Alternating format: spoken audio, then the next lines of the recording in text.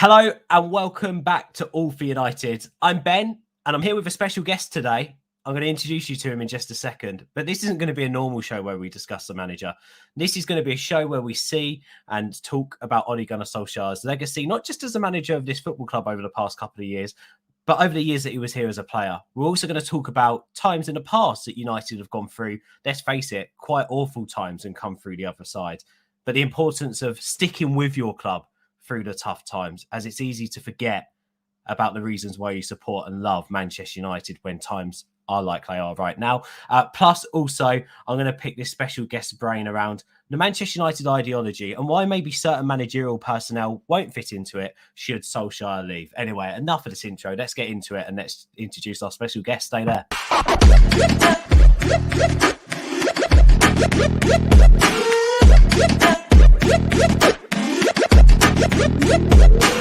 Click subscribe to get daily Manchester United content from passionate Reds, only on All for United.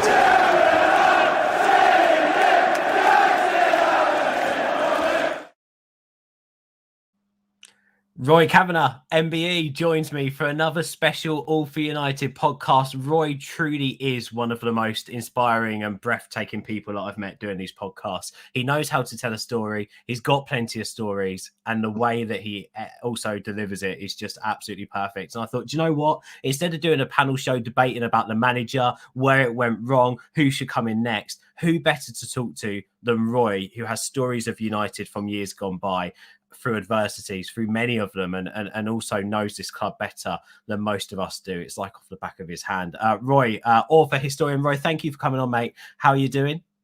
All good, Ben. Lovely to catch up again with you, and hopefully we'll be doing another one in another 2 or 3 weeks when that 70s book finally lands at your desk. You don't know the amount of tweets we've been getting about when's this book going to be launched. Honestly, mate, you have got a book here that everyone wants. Everyone wants. United in the 70s.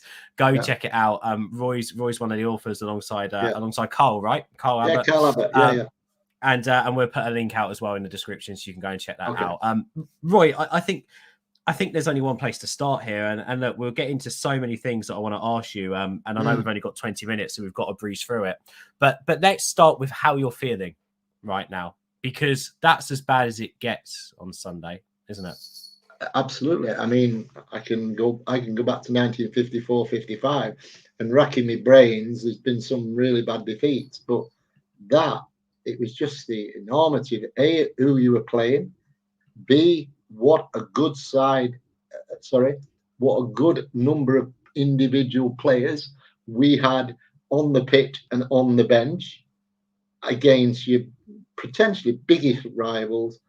And it was a disgrace, an absolute disgrace. And now on that, Ole's the boss and Ole would take the sack. But if Ole took the sack, the 11 players plus 3 substitutes, all of them, except perhaps De Gea, who was really, not at fault really for anything, but, need to take a big, big look in the mirror. And there's nothing worse than when you get the tweets coming out, oh, we must do better next time and we apologize. If you think the average wage for those players per man, and some will have been on £400,000 a week, I bet the average was £200,000 a week easily. And if you think the Prime Minister, whoever he or she is, and whether you like them or not, their salary is £150,000 a year. I know they get perks and I know they get things in later life, but just let that sink in. They have a moral duty that when they go on that pitch, they're representing that shirt, they're representing those supporters. And if they've got differences with the manager and whatever, that should be taken up properly in training. Because once they cross that white line, they're a Manchester United player. And worldwide, whether we have got 600 million a year, supporters, or we've got 60, it make any difference. You cross that line, you should be playing for that shirt, for that team, and for yourself. And none of them did. And it was an utter disgrace. However, like you said in the intro, you have to take a considered view. Now, what sort of fan are you? Do you want instant success? We've got to be the league title. Okay, so this year you're a City fan because they won it. The year before, we were a Liverpool fan because they won it, and then Chelsea won it. If that's what you want to do, and that's the instant kick reaction, well, really, that is not. Firstly, it's not common sense, and secondly, it's not for a proper discussion, is it? Really? So you've got the two scenarios. Do you truly, truly love that club through thick and thin? And I can assure you that over the 66 years I've watched them, you don't get a bigger disaster than Munich. You don't get a bigger disaster than getting relegated to Division 2. But boy, oh boy, have there been good times. Seeing the Busby Babes come through, seeing them win 2 titles. And then, after about 3 or 4 years when things were bad, seeing the arrival of Georgie Best and Best Lord Charlton and 2 more titles and the European Cup and the FA Cup. And then another downside of 5 or 6 years, and then relegation, and then 26 years since the title of FA Cups, and then Fergie's incredible span of time. So there's good and bad.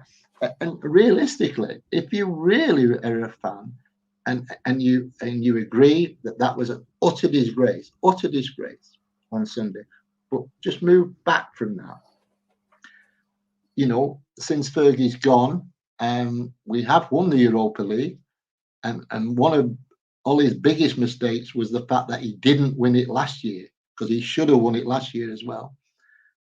We have won the FA Cup, we have won the League Cup, we've come second twice, we've come third once. That's in about 8 years. Now, you look at the 92 clubs that are in England, and it's no use comparing us with Bayern or Ajax or Celtic or Rangers. I mean, with the greatest respect, they're in a one-club town, aren't they, or a one-club league? This is a very, very competitive league. I think the issue is, though, isn't it, Roy? On paper at the start of this season, and I keep saying this, maybe we were brought into a fairy tale. It just all seems so romantic. And I think the majority of us, we love football because of the romance of football, but not just that, also because of the affiliation and the affection we have to our club and our side, right? So to have a former player who idolises what Manchester United is more or less all about, right? In terms of who he was as a player, who he is as a person, who he is as a footballing man as well. To have him come into the club and build this team, which all of a sudden we're all actually in love with. Let's not forget, people at the start of the season were saying that they love this team as much as they loved United in 08. Some even 19, like they loved this team that much because it had a mixture of everything. It's got that backbone of some British players, some very good foreign players as well, but also has the romance of Pogba growing up being at United, even Henderson coming through the ranks to being a great goalkeeper, Ronaldo coming back. We should be challenging for the title. I think the issue, rightly so, I don't think you'd agree with this, is that we are not showing anything at the moment with this team that we are anywhere near where we should be with this team and with this group of even individual players. And ultimately, I think obviously a lot is on the manager, and it has to be. Of course, it has to be. But I think you are right that the players, unfortunately, because it's easier to change a manager than 11 players. And ultimately, I don't think any of us would change the 11 players, would we? There has to be a change anyway. But I just want to hit on quickly with that and with the potential change that obviously everyone's talking about with people pressing now for Ollie to see the end. And even fans like myself going, look, for as long as Ollie's in charge, I'm not going to scream Ollie out. I'm going to back him. I'm going to support my club, and I'm not going to jump on any type of any of these social cult bandwagons. But after what happened on Sunday, you can't defend that. And he probably does deserve to go for that. Yeah. You've lived through quite a few more sackings than someone like myself. Obviously, I was born into the Fergie era. I was spoiled, absolutely spoiled. But you've witnessed this club go through managers in the past. You've witnessed this club. How different does this feel this week compared to situations in the past? And can you draw any comparisons? We've had like Liverpool fans talking about Roy Roy Evans, isn't it? Roy It is Evans. Roy Evans. Yeah, Roy Evans. Yeah. In terms of that being a comparison to how they felt, now with United fans, with Ollie, the situation is in. We all love Ollie so much. We want to see him succeed. We don't want to see this happen. It's just such a sad day. Like it's a tough week, isn't it? It's a tough moment we're in right now. Absolutely. I mean, to me, Ollie, the big difference to Sunday's defeat and many, many others back to 1955. Many others. I mean, I was there when Sheffield Wednesday beat us 7-2 in the FA Cup replay in 1960, 61. And Samat was the manager, but we were 3 years after the Munich. There was no social media, and it was your club, and you got beat 7-2. It was not a good night, but I've never, ever, ever seen a squad of players that Manchester United have got turn in a display like that on Sunday, ever. Because argumentatively, and I realize that if you're a City fan, a Chelsea fan, and Liverpool fan, you might disagree. But argumentatively, you could go through 22 players who virtually every club in Britain and quite a few in Europe would want in their squad. So we've got the players, but they're palpably playing as individuals. And I really think the one thing that is staring Ollie in the face is the fact that he needs a world-class assistant manager stroke coach. And I mean, Carlos Queiroz was, Rennie Mullerstein was at the time. I mean, Fergie had a whole lot. He changed them. Don't forget Steve McLaren, who a lot of people laugh at, but Steve McLaren was the coach when we won the treble in 1999. So Ollie's got too many, to me, people who are saying, yes, Ben, yeah, and that's fine, Ben. Instead of saying, Ben, what the effing hell's going on here? And I mean, Michael Carrick, we talk of Solskjaer, but Michael Carrick was actually a better player than Solskjaer, and a magnificent footballer. Mike Phelan, McKenna, they brought Darren Fletcher back. Now, but I don't see any difference in those four. I don't see somebody who is a world-class coach in those four. I really don't. Can I just say, just off the back of that, sorry to butt in, but one name you didn't mention there, and mainly because it was only for a short period, but obviously we learned the tragic news today of Walter Smith, who did assist Fergie for a little while, and maybe just our thoughts, obviously, with his friends and family, and also Rangers fans and the football community alike. I mean, such a sad, tragic loss to British football today. A lovely, lovely football man as well.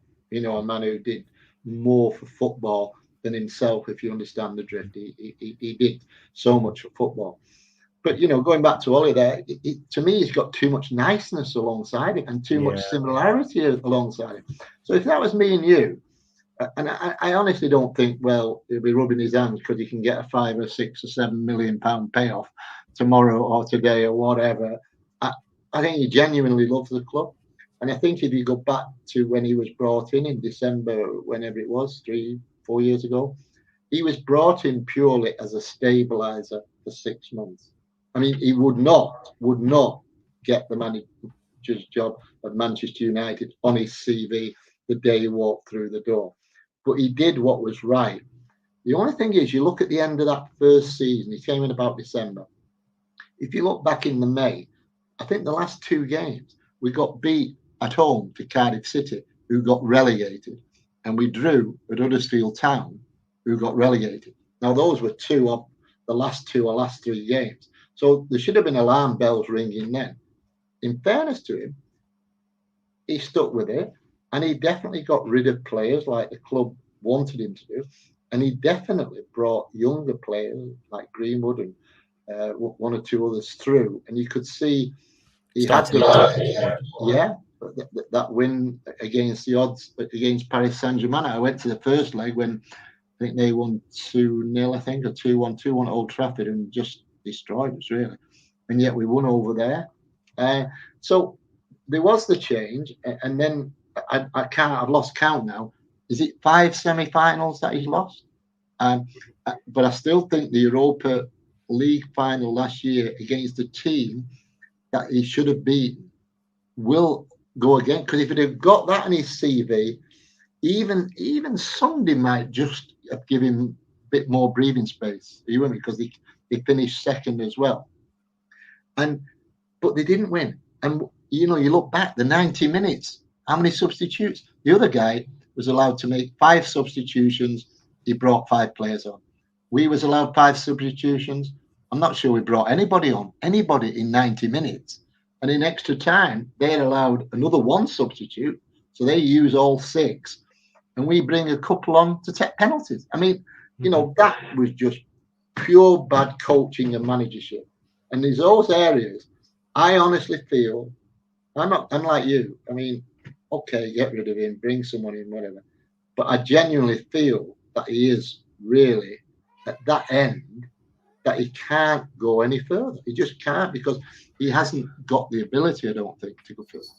Well, the alarm bells rang against Leicester. They rang against Villarreal. They also rang against Atalanta. And unfortunately, now we're at the point where that downhill trajectory is such a steep slope that he's going to really struggle to get off it. And I think even if he gets 3 points against Spurs, there's still fears going to Atalanta. I think he's lucky that our next game is away from home. Extremely lucky our next game's away from home, because no matter what, that Red Army in the away end are going to be well up for that. They're going to be singing the manager's name. They're going to be supporting the club.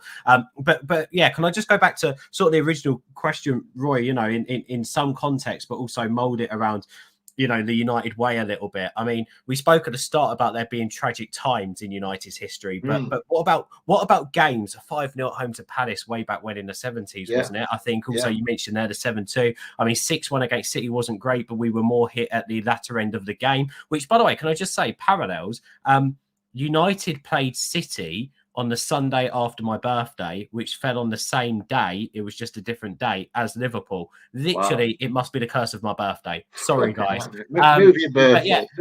Yeah, I mean, I was going to go out to the Liverpool game as well. I'm quite happy that I didn't. But yeah, no. So I mean, yeah. Any performances that you can think of, or lows that managers have hit? Any examples of them either getting the support and coming out of it? I mean, Fergie's one, right? We should have got Pete Molyneux on this with a Terrell Fergie banner. That looked similar reaction to now, and obviously managed to come back.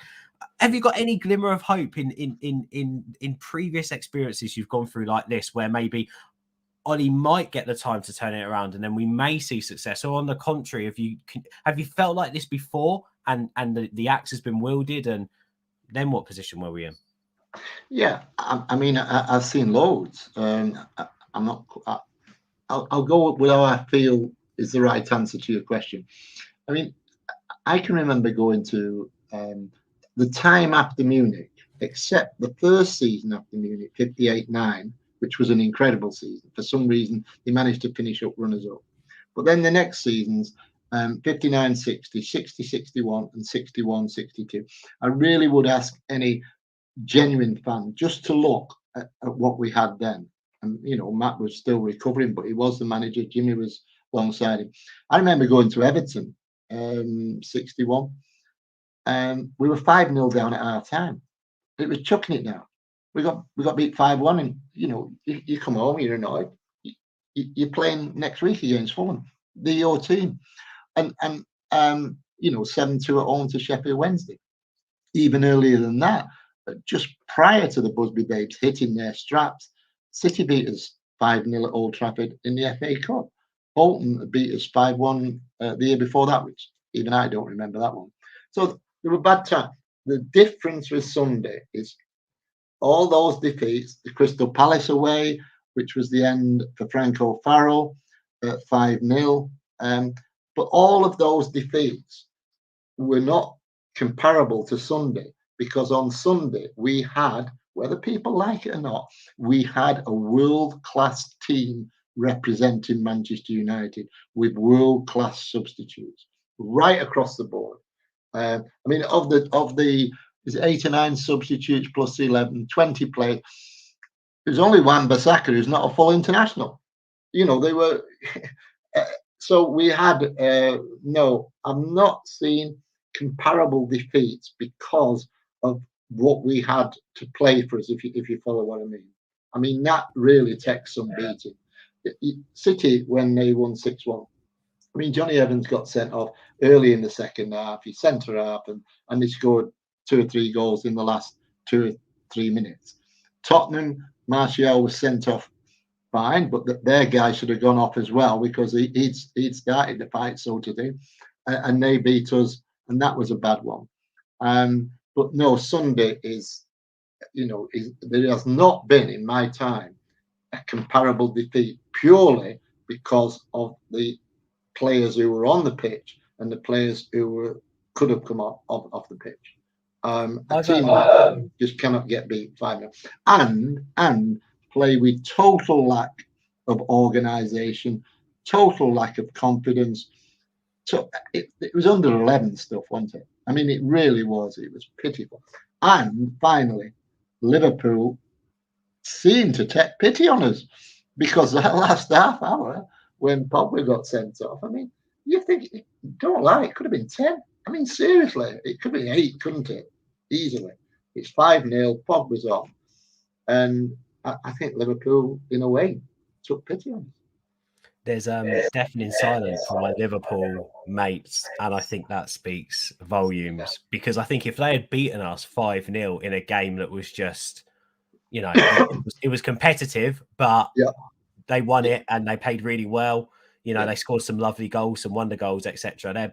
They'd be screaming it. Of course, the away fans, gave us some, and that's fair enough. You're always going to get that. Absolutely. But I think in the end, they were probably as shocked as us on how bad United were, how embarrassing that was for United. And in some ways, I think maybe even Liverpool fans felt slightly embarrassed about getting up for the fixture. Like, ultimately, we were going into this, everyone was going, form out the window, it's going to be a cracking game, who knows what to expect.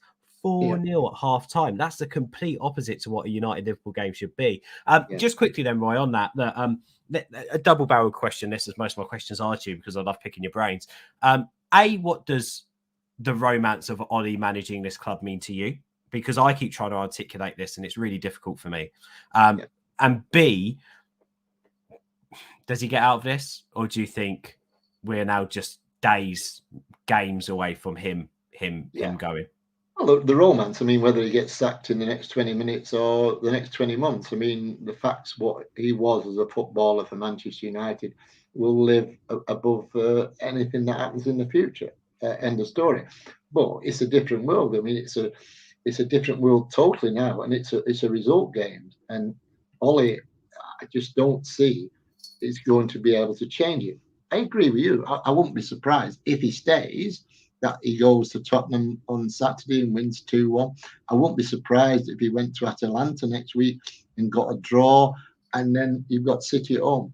I've got a feeling the board might just wait for those 2 games with Tottenham and I've said that because Atalanta, Tottenham away, difficult game, but they're not pulling any trees really. I mean, excluding last Sunday, you would fancy us to go there and get a minimum of a draw, but probably a victory if we played quite decent. Atalanta away, their ground only holds 21,000, by the way, and it's a very small ground. But they're not hitting the straps really. They drew at home against the lower side on Sunday. And, a top United side going there should get that point, which virtually then gets some qualification into the last 16.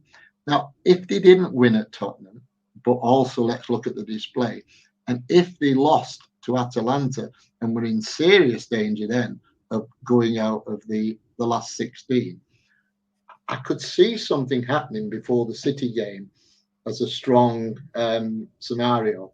But if he gets those 2 results, I actually think they will persevere with him.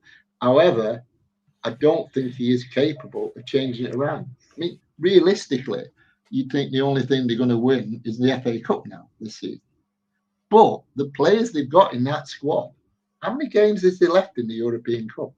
There's 3 in the group, last 16, last 8, last 4, and the final. You've got your Varane, you've got your Pogba, you've got your Ronaldo. If they were playing well and they had a structure as a team and were being coached, it's not beyond the realm, seriously.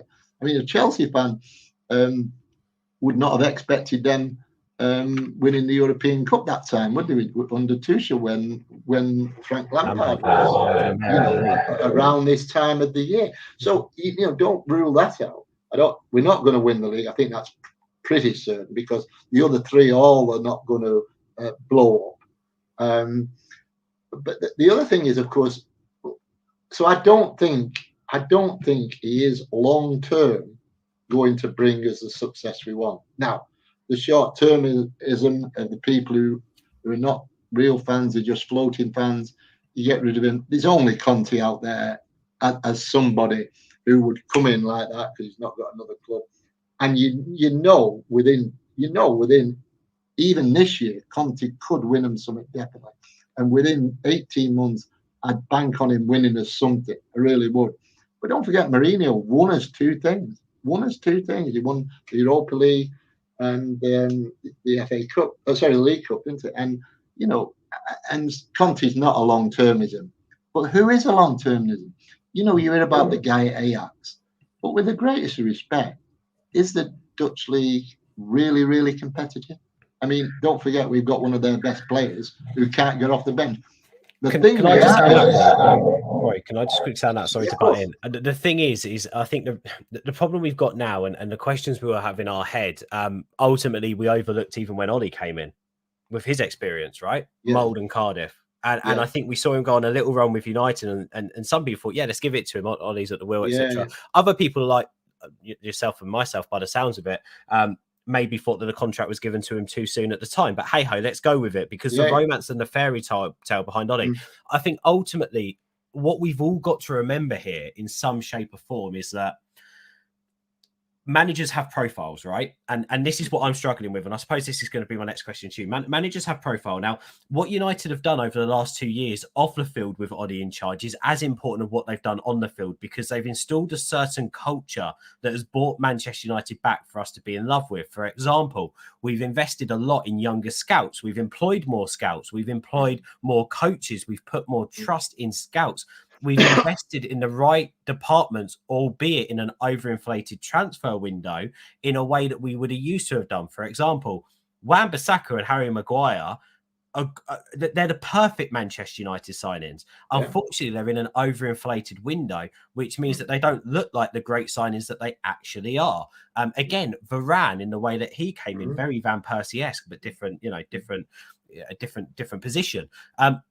Ultimately, what do you do now? A manager like Conte is going to want to rip up the back room, is going to want to bring in trusted scouts, is going to want to invest in different areas of the training ground compared to maybe where an Ollie type manager, a younger type of coach who are looking at a new way of doing things. You're going through a totally different club-based philosophy.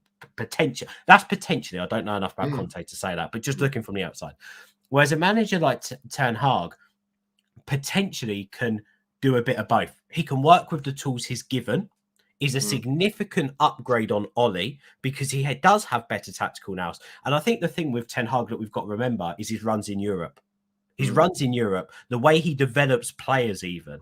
And I think if there's another criticism on Ollie, it's that he hasn't necessarily improved a player at United. There's not necessarily a player. If you take away natural improvements within a player, for instance, Rashford, for instance, Greenwood, just by playing the game, he hasn't technically gone and improved anyone. No. Whereas Ten Hag does it on the daily. I'm with you a little bit here in terms of that. I don't see the solution without Ollie, but I don't see the solution with Ollie.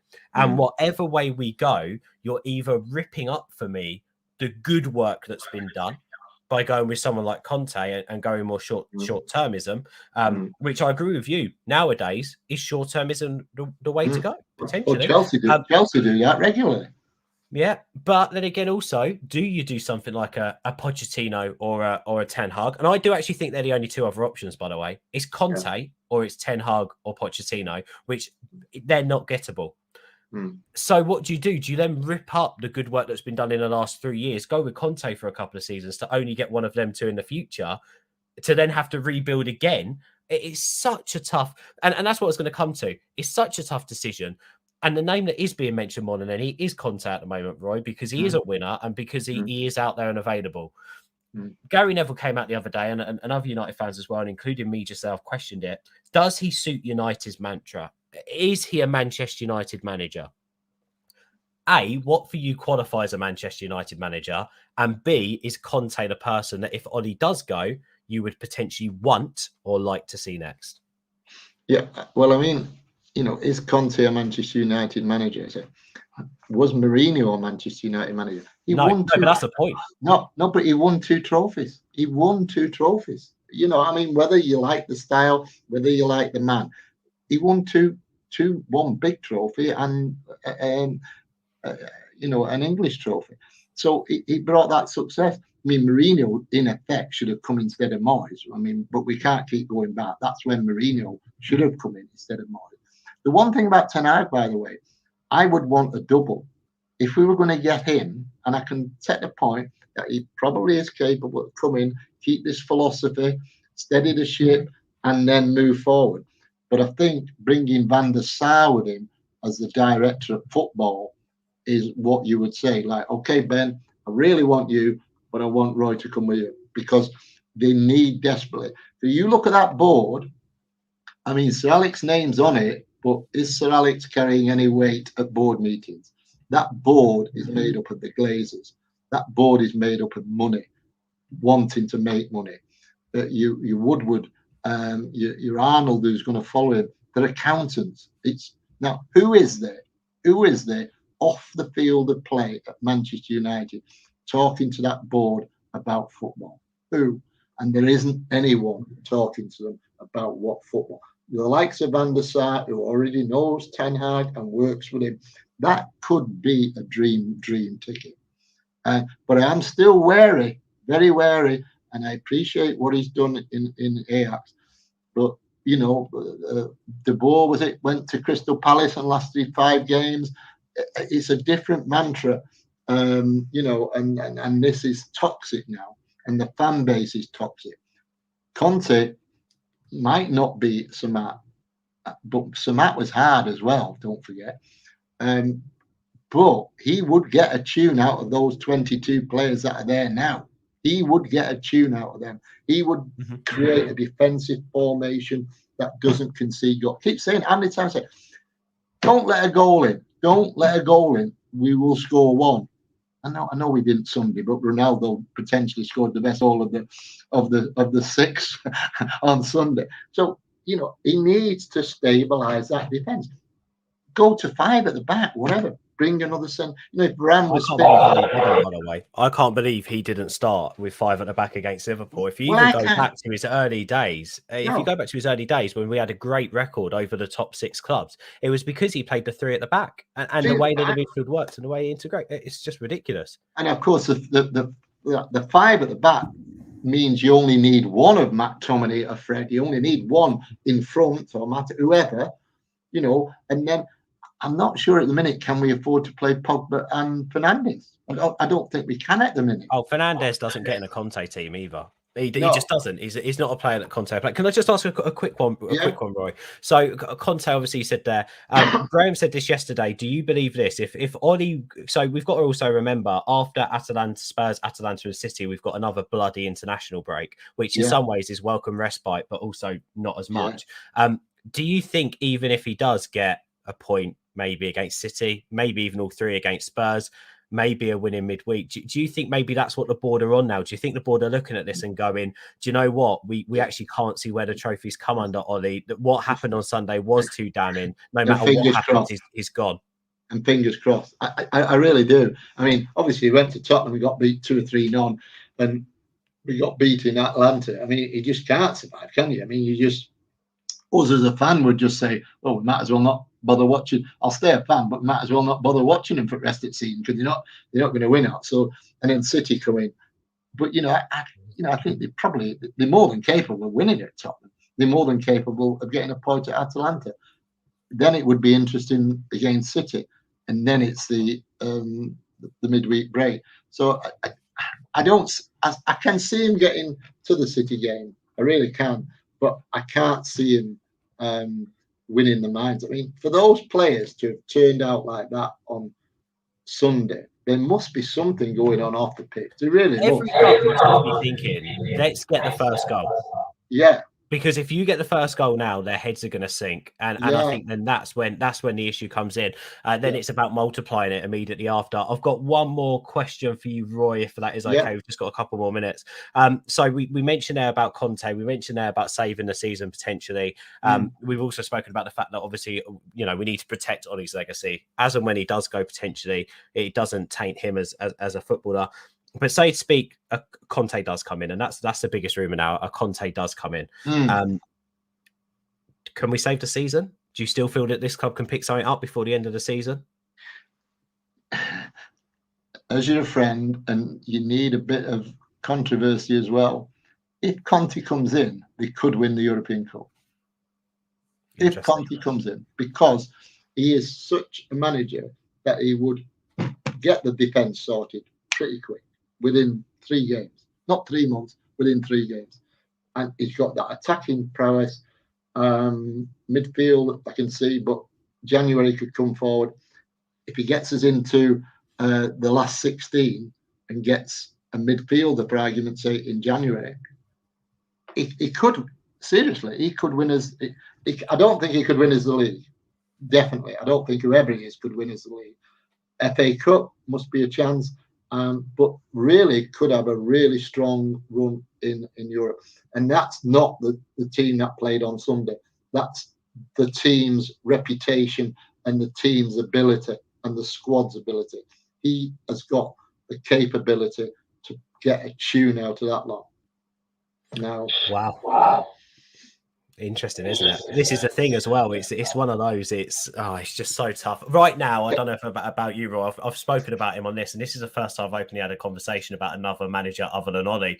But I still just can't believe this is all going on. I've got to be honest, I still can't. I'm absolutely gutted, and I'm actually quite scared of the news coming out that he has been sacked. I don't want to be looking at my timeline. I don't want to see the celebrations, because for me, I'm still in that. I'm a football romantic. I'm still very much in a fairy tale world that Ollie's going to be in that black jacket with the United crest on it, clapping the Stretford end after a win against Man City, and these problems have gone away. But as I said the other day, form's obviously awful. That's one thing. You can't put a plaster on what happened against Liverpool. That's the worst I've ever seen a Manchester United team play. One of the worst performances I've seen in Premier League football as well. It was actually close, if not as bad as Norwich against Chelsea. It was that bad. And we're Manchester United, and we have standards as fans and as a football club. And he deserves to go for that performance alone, despite the downhill trajectory. But then, of course, because that happens, you then look at stuff that hasn't improved. You then look at the journey we've been on. And how long can this club build for now? How long can we build under Ollie for? Because I think realism is kicking in for me as well. I don't think he wins a trophy. I also think he has massive limitations that have always been there, but blinkers have always been on because he's Ole Gunnar Solskjaer and because I so want him to succeed. And now we've just got to go onwards and upwards. Look, Roy, like yourself, I'll be supporting the lads, of course, on Saturday. I hope we beat Spurs. That doesn't change anything. Thank you for your wisdom as always, Roy. And let's catch up very, very soon, mate. Yeah. Take care. Good to speak to you. Cheers, Thank you, mate. United in the 70s. It's Roy's new book. It's out very, very soon. We'll put a link in the description and check it out as well on Twitter. I'm going to play the outro and get out of here. Thank you guys for watching. Subscribe and like the video. Ciao for now.